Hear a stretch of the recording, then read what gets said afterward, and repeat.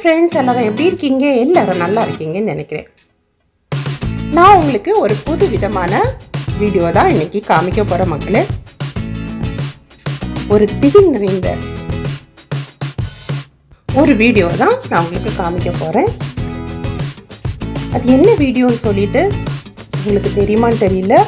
நம்ம இப்போ எங்கே இருந்துகிட்ருக்கோன்னா உதயகிரி கோட்டைக்கு உள்ளால இருந்துகிட்டு இருக்கோம் மக்களே.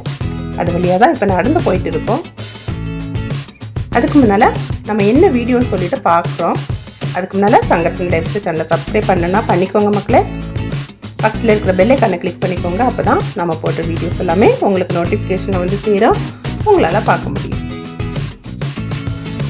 இப்போ நம்ம வீடியோக்குள்ளே போகலாம். நாம் இந்த வீடியோவில் லெனாய் என்கிற தச்சுக்காரரோட கல்லறையை தான் மக்களே பார்க்க போகிறோம்.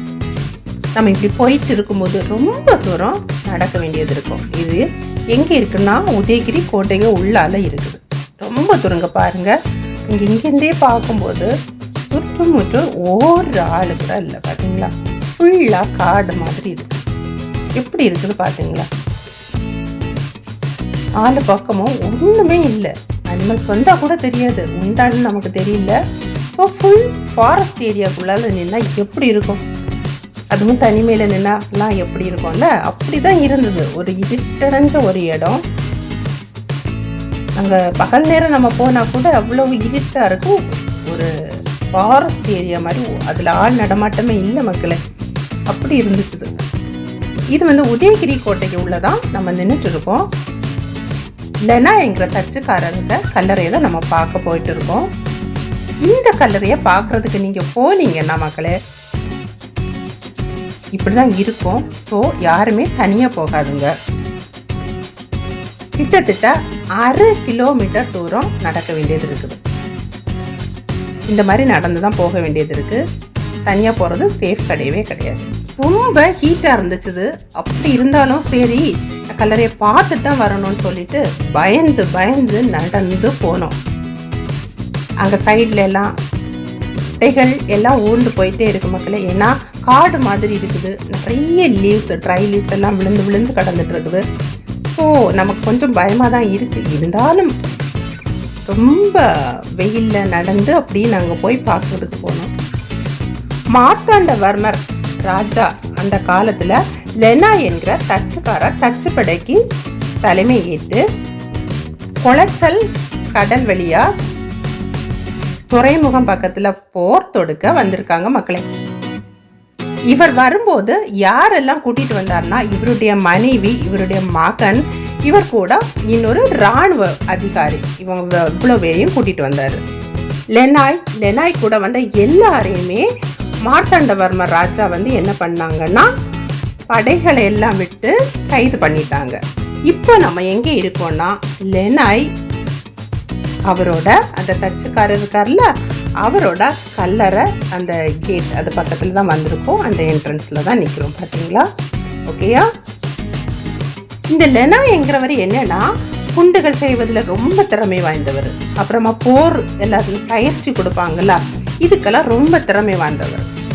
அப்புறமா ராஜா இந்த லெனாயோட, அதாவது ராஜா மார்த்தாண்டவர்மா இந்த லெனாயோட திறமையை பார்த்து மார்த்தாண்டவர்மா வந்து தன்னுடைய அரசவையில படை தளபதியாக தேர்ந்தெடுத்திருக்காரு. இதுதான் அவரோட கல்லறை. இதுக்குள்ளால தான் அவருடைய மகன், மனைவி, இராணுவ அதிகாரி எல்லாரும் இருக்காங்க. இது வந்து கல்லறையோட ஃப்ரண்ட் என்ட்ரன்ஸ். பார்த்தீங்களா எப்படி இருக்குன்னு சொல்லிட்டு. அழகா கட்டியிருக்காங்க. சூப்பர்வா பாருங்க.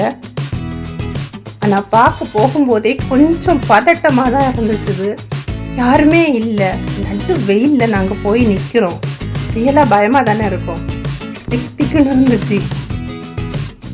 அப்புறமா இந்த லெனாய் வந்து குண்டை தயாரிக்கிறது, படை வீரர்களுக்கு ப்ராக்டிஸ் கொடுக்கறது, இது எல்லாமே செஞ்சுருக்காங்க மக்களே. அதுக்கப்புறம் வந்து இவர் இறந்த பிறகு இவரோட மனைவி, இவர் மகன், கூட இருந்த இராணுவ அதிகாரி எல்லாருமே இந்த இடத்துல தான் அடக்கம் பண்ணியிருக்காங்க. நீங்கள் இப்போ பார்த்துட்டு இருக்கிறீங்க அந்த கல்லறை தான் நீங்கள் இப்போ பார்த்துட்டு இருக்கிறது.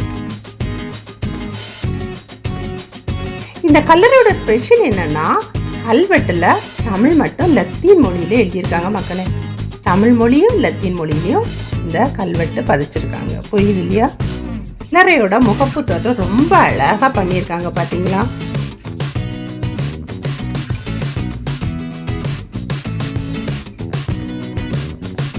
கல்லறை வந்து பக்கத்தில் கொஞ்சம் இடம் விட்டு விட்டு தான் இங்கே பாருங்க, நம்ம இங்கிருந்து பார்த்தா தெரியும், இடம் விட்டு விட்டு கட்டியிருக்காங்க. அப்புறம் அதுக்கு சைடில் பார்த்தா ஜன்னல்கள் அமைப்பெல்லாம் இருக்குது. ஆனால் அந்த ஜன்னல்கள் எல்லாம் கம்பிகள் இல்லை, பார்த்துக்கோங்க, அப்படிதான் இருக்குது. இது ஒரு வித்தியாசமான கல்லறையாக இருந்தது பார்க்குறதுக்கு. ஃப்ரண்ட் முகப்பு தோற்றமும் டிஃப்ரெண்ட்டாக இருக்குது ரொம்ப பார்க்குறதுக்கு. ஆனால் உள்ளே போய் பார்க்குறதுக்கு ரொம்ப பயமாக இருந்துச்சு மக்களே. ரொம்ப உள்ளே போய் ரொம்ப ஜூம் பண்ணி நாங்கள் க்ளோஸாலாம் போய் பார்க்கல. கொஞ்சம் அந்த முகப்புலேயே நின்று தான் நாங்கள் பார்த்தோம்.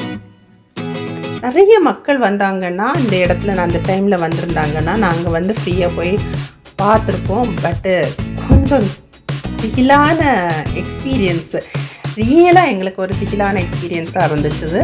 இருந்தாலும் ஷூட் பண்ணணும், உங்களுக்கெல்லாம் காமிக்கணுன்னு தான் நாங்கள் வந்து இது வரைக்கும் வந்தோம் மக்களே.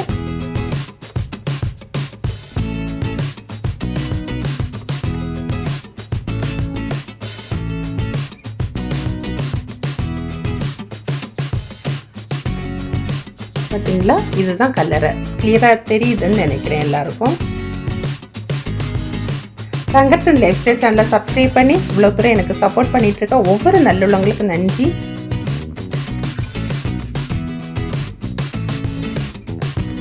தனித்தனியாக தான் செப்பரேட் பண்ணி அவங்க வச்சிருக்காங்க. இப்படி தான் இருக்குது கல்லறை. நீங்கள் நாகர்கோவில் ஏரியாவில் உள்ளவங்க, கன்னியாகுமரி மாவட்டத்தில் இருக்கிறீங்கன்னா நிச்சயமாக உதயகிரி கோட்டைக்கு போங்க. உங்களுக்கு ஒரு டிஃப்ரெண்ட் எக்ஸ்பீரியன்ஸாக இருக்கும். இந்த வீடியோ உங்களுக்கு பிடிச்சிருக்கும்னு நினைக்கிறேன். வீடியோ எண்டுக்கு வந்தாச்சு. தேங்க்ஸ் ஃபார் வாட்சிங்.